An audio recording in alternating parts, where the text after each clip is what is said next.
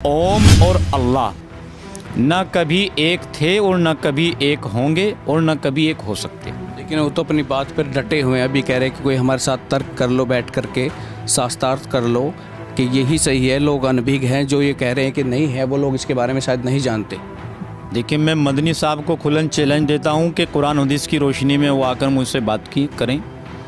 कुरान में अल्लाह रब्बुल इज़्ज़त ने अपनी शान जो बयान की है, कुरान में अल्लाह ने कहा है कुल हु अल्लाहु अहद अल्लाहु समद लम यलिद वलम यूलद, कि मैं एक वाहिद हूँ, लम यलिद वलम यूलद, ना मेरी कोई औलाद है और ना मैं किसी की औलाद हूँ। और मदनी साहब ने जो ओम का रूप बताया है वो एक हवा की शक्ल में बताया है, जबकि हवा को हम मखलूक के तौर पर देखते हैं। हवा अल्लाह की मखलूक है। अल्लाह ने खुद कहा है कि ये आब हो, ये हवा, ये पानी, ये दरख्त, ये पेड़ सब मेरी बनाई हुई है, अल्लाह की बनाई हुई है। तो जो चीज़ अल्लाह की बनाई हुई है, आप उसकी बराबरी अल्लाह से कैसे कर सकते हैं? मदनी साहब को अपनी इस बयान को वापस लेना चाहिए। इस बयान से देश में एक तनाव का माहौल बना हुआ है। जो मुसलमान ओम को छूने से डरते थे, आज वो ओम को अल्लाह से मिला करके सही करार ठहरा रहे हैं और कह रहे हैं कि मदनी साहब कह रहे हैं। अरे भाई, मदनी साहब कोई पैगंबर नहीं है। इन मदनियों को आप पैगंबर का दर्जा मत दो, वरना आप गुमराह हो जाओगे। रसूलुल्लाह सल्लल्लाहु अलैहि वसल्लम हज़रत मोहम्मद साहब जो हमें शरीयत दे कर के गए हैं, जिस शरीयत को 1450 साल हुए हैं, जब उस शरीयत का और हज़रत आदम अलैहिस्सलाम की शरीयत का कोई मेल मिलाप नहीं है, सिर्फ तौहीद का मेल मिलाप है। इतना मेल मिलाप है कि आदम भी अल्लाह को मानते थे और हम भी अल्लाह को मानते थे। ऐसे तो मिलाप, अरे साहब उनकी बात तो छोड़िए, हमारे मुस्लिमों में 72 फ़िरके हैं, उनमें हमारा मिलाप नहीं है। दिल्ली के रामलीला मैदान से शुरू हुई एक बयानबाजी आज पूरे देश में हा हुल्ला लेकर पहुंच चुकी है। देश के कोने कोने पर इसी पे बहस है कि हिंदू धर्म पुराना है कि मुस्लिम धर्म पुराना है। और इसी पे बातचीत करने के लिए हमारे साथ है कारी अबरार जमाल साहब। क्या अरशद मदनी का जो बयान है उस पर कितना इत्तेफाक आप रखते हैं कि उसने साफ तौर पर कह दिया कि सबसे पुराना धर्म हमारा है ओम, आदम साहब सब एक है, मनु है, सब ये ओम और सब एक ही है। 786 जो लिखते हैं लोग, टोटल सब कुछ मिला के उसने कह दिया कि सब एक ही है और भारत में इस्लाम धर्म सबसे पुराना है। देखिए, मैं मौलाना अरशद मदनी के बयान का, उनके बयान की मैं पुरज़ोर मुखालफत करता हूँ। उन्होंने जो अपने बयान में सबसे पहले तो अल्लाह और ओम को एक कहा है, मैं उनकी इस बयान से बिल्कुल भी इत्तिफाक नहीं रखता, चूँकि उन्होंने अपने बयान में कहा है कि हिंदू लोग कहते हैं कि ओम की शक्ल एक हवा जैसी है, जबकि हवा का एक जिस्म होता है और हवा एक मखलूक है और अल्लाह एक खालिक है। तो जिस खालिक ने अपनी मखलूक को बनाया हो, तो वो मखलूक अपने खालिक की बराबरी कैसे कर सकती है?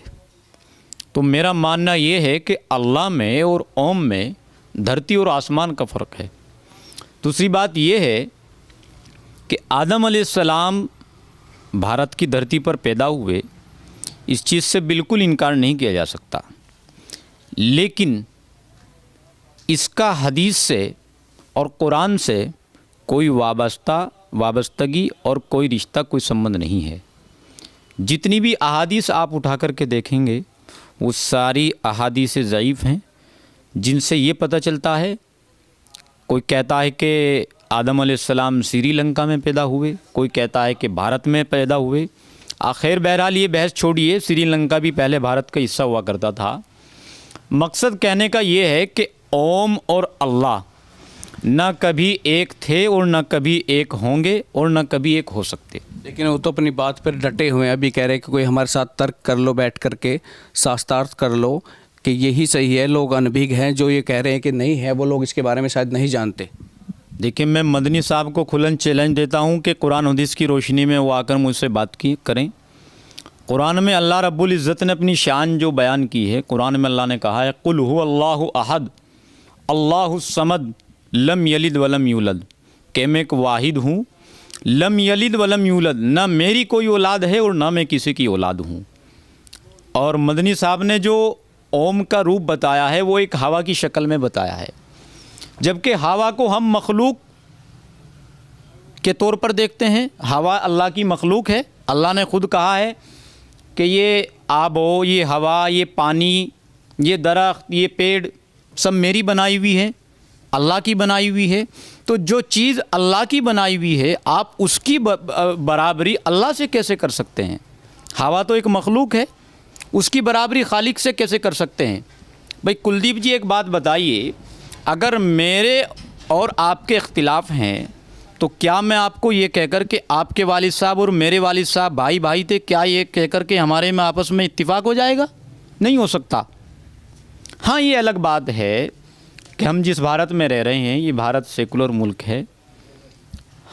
हमारा संविधान बाबा साहेब भीमराव अम्बेडकर का संविधान हमारे देश में रह कर के पूरी आज़ादी के तौर पर अपनी ज़िंदगी गुजारने का अधिकार देता है और आपस में मिलजुल कर रहने का अधिकार देता है। आप मुस्लिम धर्म को कितना पुराना मानते हैं?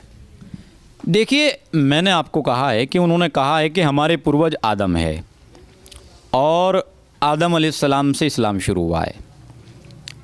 देखिए, यकीनन आदम अलैहिस्सलाम अल्लाह रब्बुल इज़्ज़त की इबादत करते थे, ये बात तो ठीक है, लेकिन किस शक्ल पर इबादत करते थे उसकी सही हदीस किसी के पास मौजूद नहीं है।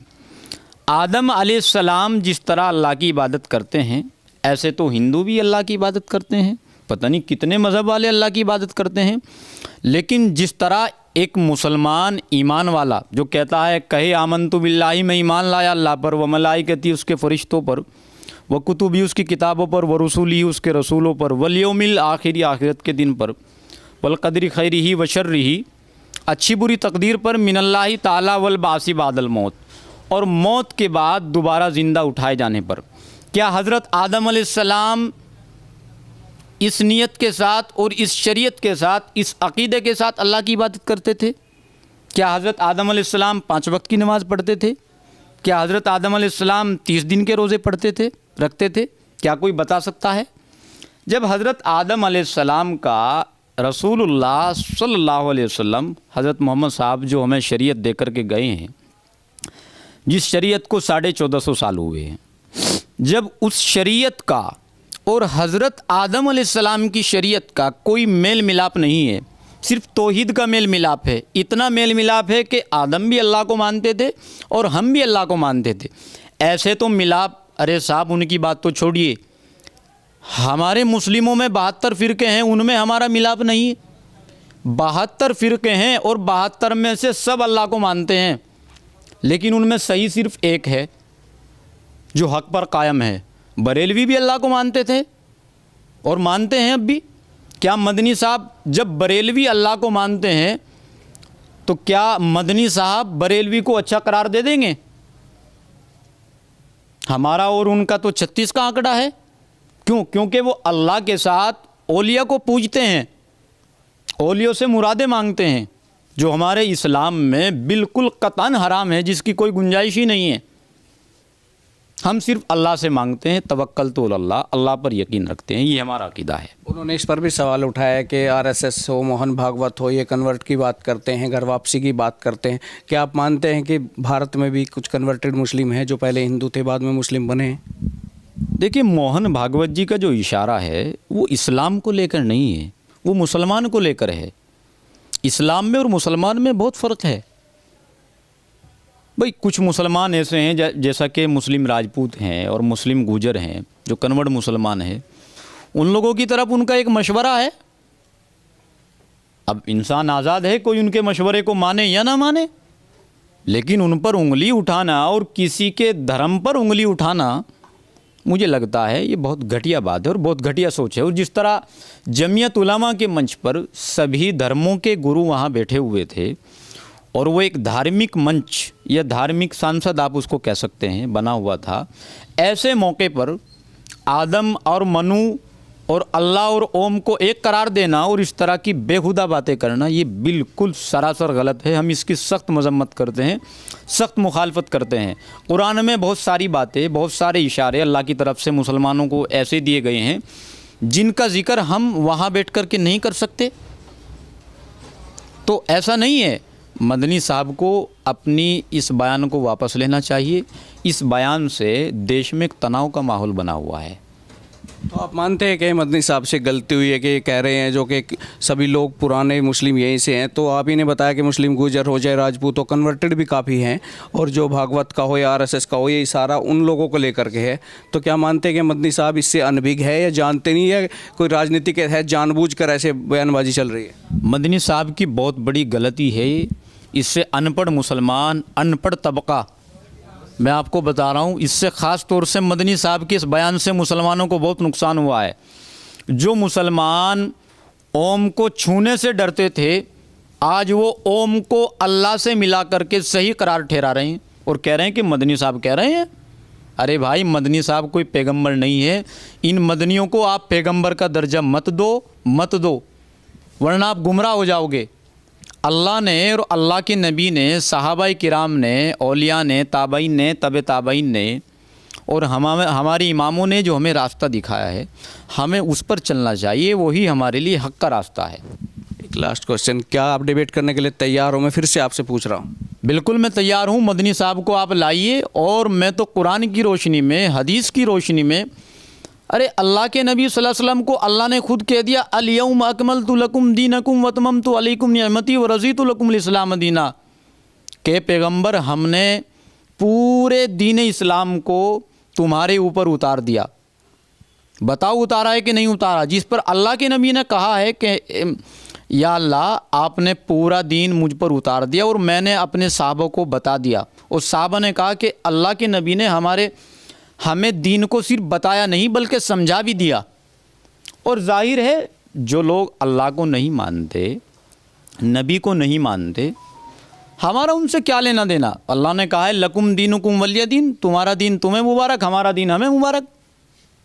خود اللہ کے نبی صلی اللہ علیہ وسلم پر ان کے چچا ابو جہل، ابو طالب ایمان نہیں لائے. حضرت نوح علیہ السلام پر خود ان کا بیٹا ایمان نہیں لایا. اس میں کون سی بڑی بات ہے؟